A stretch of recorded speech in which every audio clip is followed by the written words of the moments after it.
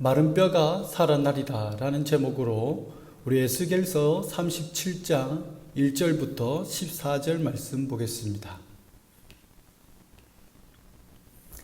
할렐루야. 사랑하는 성도 여러분, 지난 주일은 예수님께서 사망 권세를 이기시고 죽은 지 3일 만에 부활하신 부활절이었습니다. 오늘 여러분과 함께 나누고 싶은 말씀도 나는 살아있는가 하는 것입니다.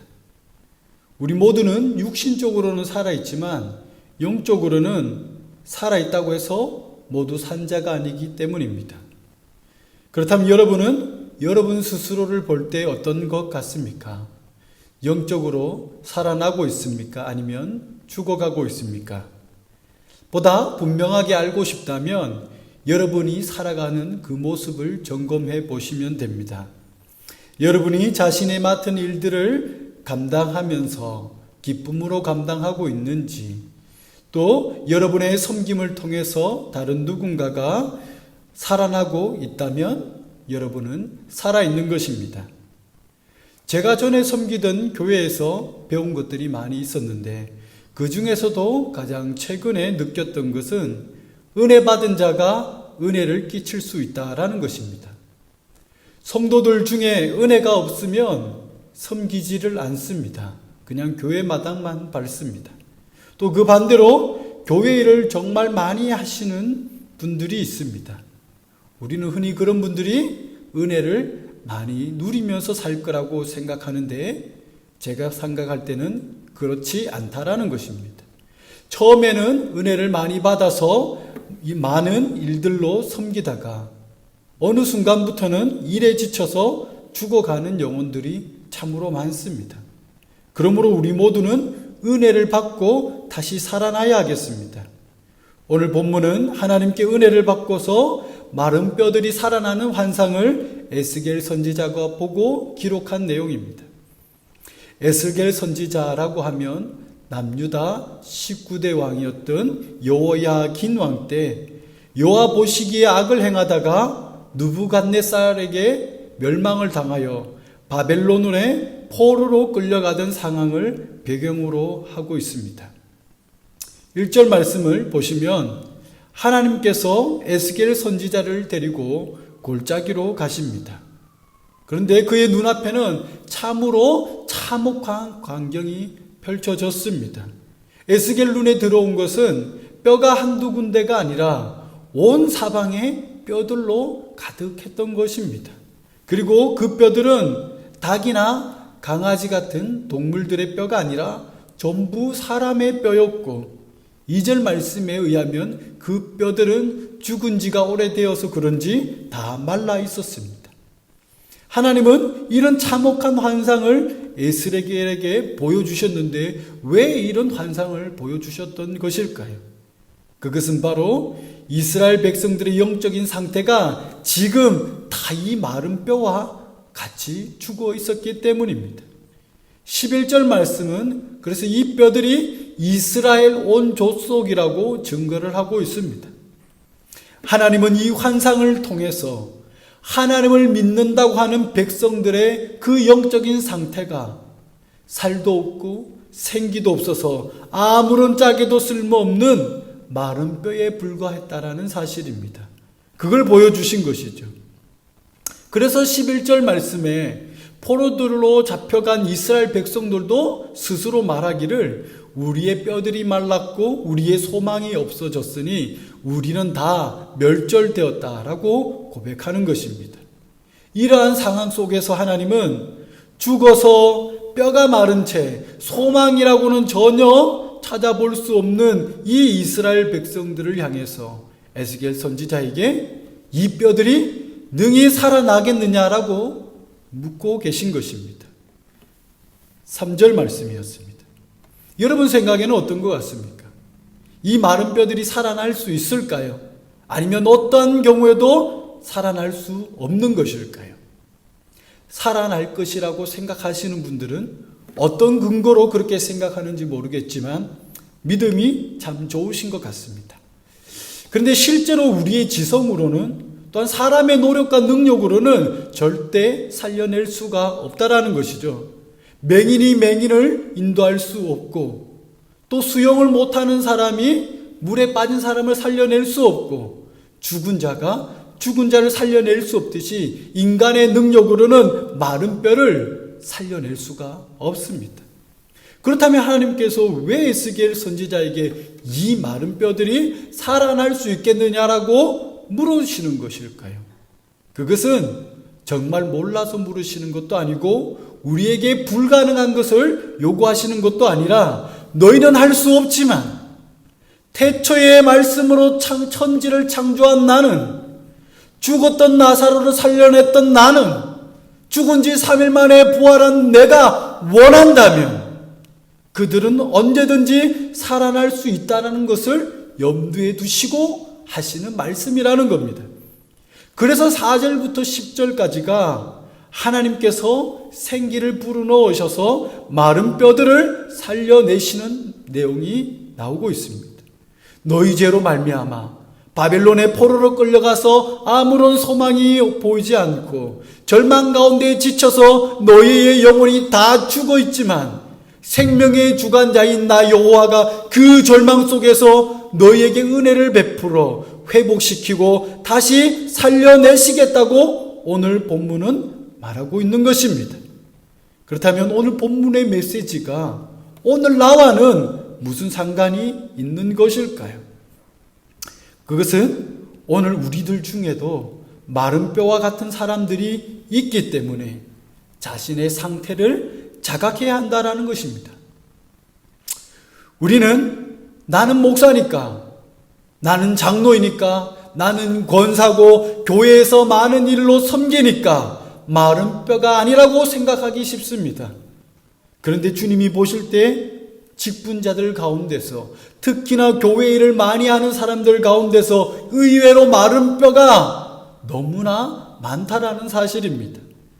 실제로 오늘 한국교회의 모습을 보면 성도들이 은혜를 받고서 직분을 잘 감당하는 것이 아니라 나태해지거나 아니면 섬김에 지쳐서 주변에 아무런 영향도 주지 못하는 모습들을 보게 됩니다. 그렇다면 우리는 왜 이렇게 마른 뼈가 되어져 가는 것일까요? 이스라엘 백성들은 여호와 보시기에 악을 행했기 때문에 포로로 잡혀갔는데, 열왕기의 내용으로 더 분명히 살펴보면 그 이유는 그들이 우상을 숭배했기 때문이라고 이야기합니다. 우리가 우상 숭배하면 하나님을 제쳐두고 우상만 섬기는 죄인 줄 아는데 그렇지 않습니다. 우상 숭배는 하나님보다 더 사랑하는 것으로서 하나님을 믿는 사람들도 하나님을 섬기면서 또 다른 마음으로는 우상을 섬길 수 있다라는 것입니다. 즉 이스라엘 백성들이 영적으로 메마른 것은 하나님을 믿으면서도 다른 것들을 더 사랑했기 때문인 겁니다. 하나님께 예배하고 말씀도 읽고 기도하면서도 하나님이 아닌 다른 것들 때문에 메말랐던 것이죠. 오늘 그것은 우리들도 마찬가지입니다. 예배에 참석하고 교회 일도 많이 하는데 영적으로 메마를 수 있다라는 것입니다. 왜냐하면 성도들이 교회에 와서 하나님께 집중해야 되는데 몸은 교회에 있지만 다른 것들 때문에 너무나 분주하고, 그래서 다른 것에 내 마음을 빼앗기기 때문입니다.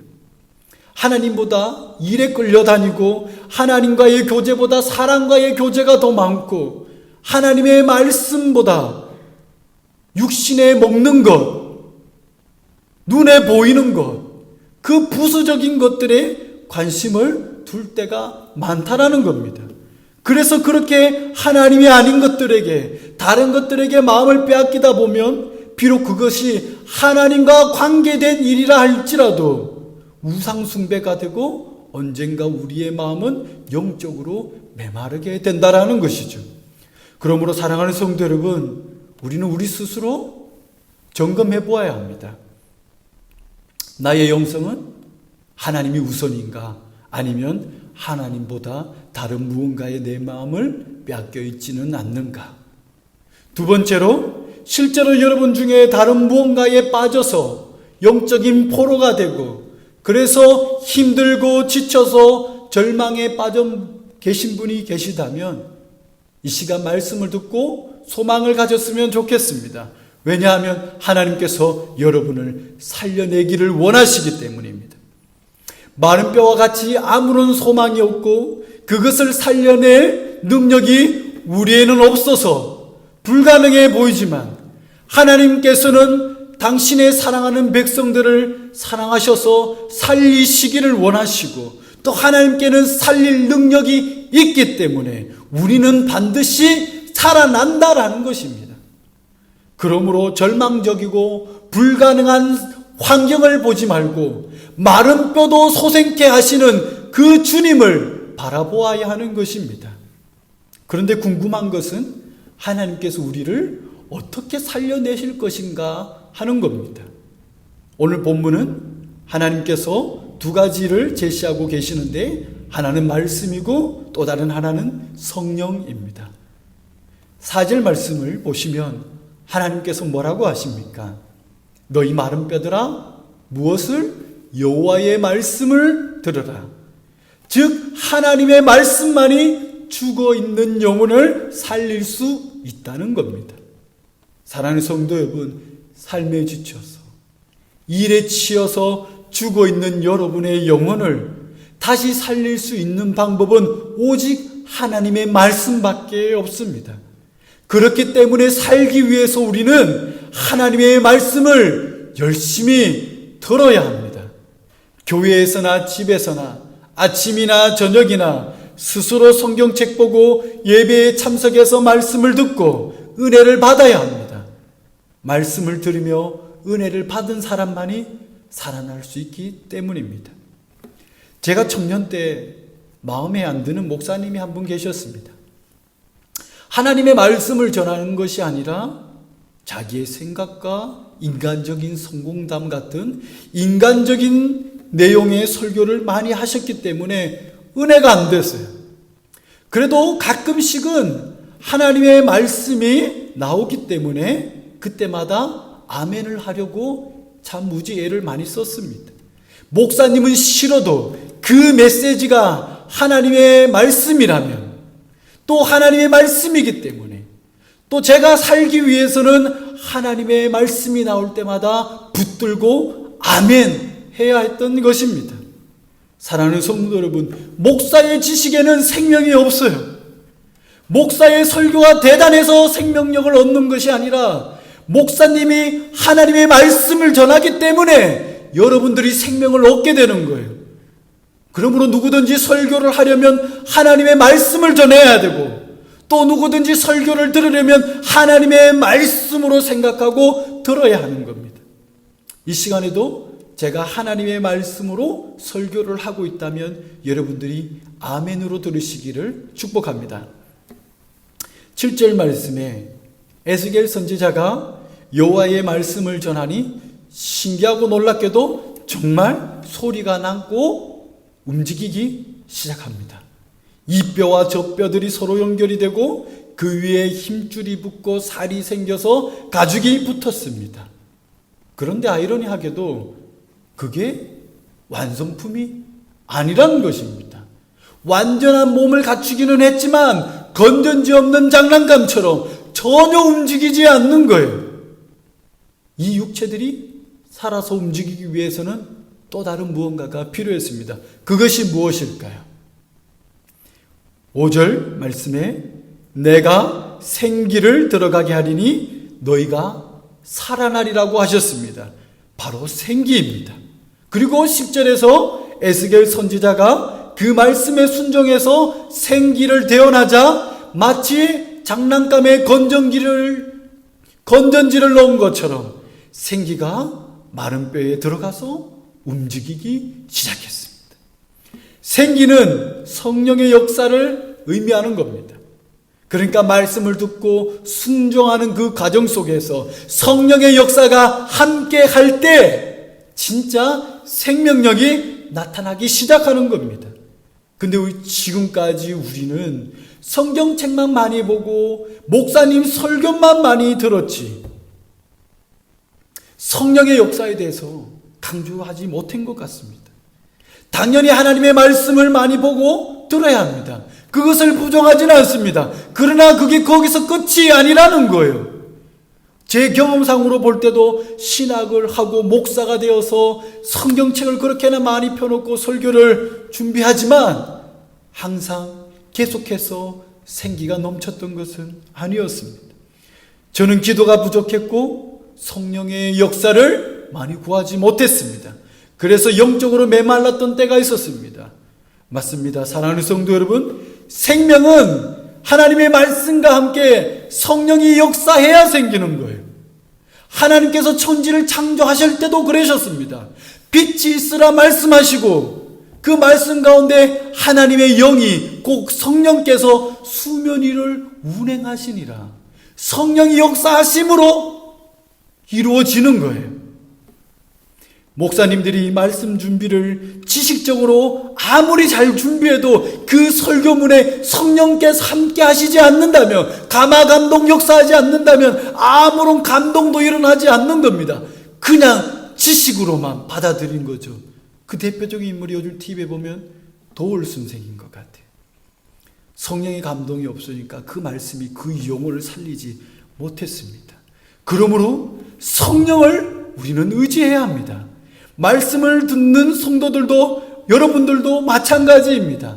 하나님의 말씀을 또 목사의 설교를 지식으로 따지고 평가하다 보면 아무런 감동도 받지 못해요.